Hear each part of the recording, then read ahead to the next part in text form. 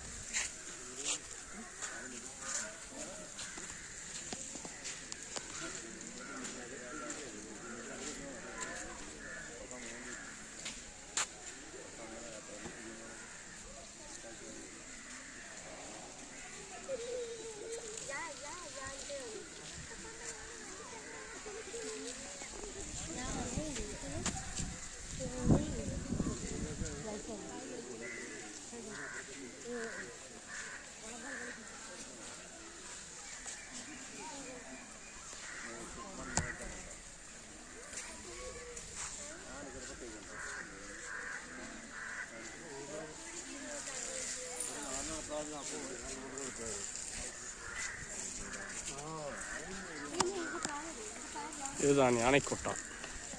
திருச்சூரில் யானைக்கோட்டா என்ற ஒரு இடம் இருக்கிறது. அங்கே தான் போயிட்டுருக்கோம்.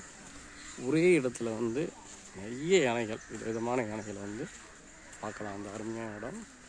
திருச்சூர் வந்தால் அது குருவாயூரில் இருக்குது. குருவாயூரில் வந்தால் கண்டிப்பாக பார்க்க வேண்டிய இடம் இது.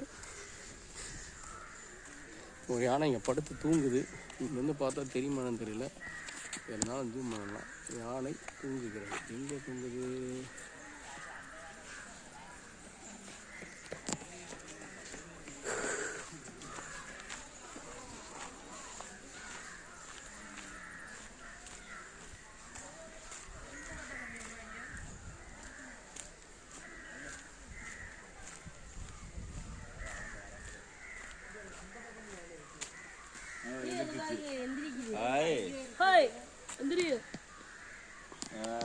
படுத்து விட்டத்தை பாக்குற சுகம் இருக்கு. பாருங்க, காலை நீட்டி பப்பரப்பானு படுத்து கிடக்குது.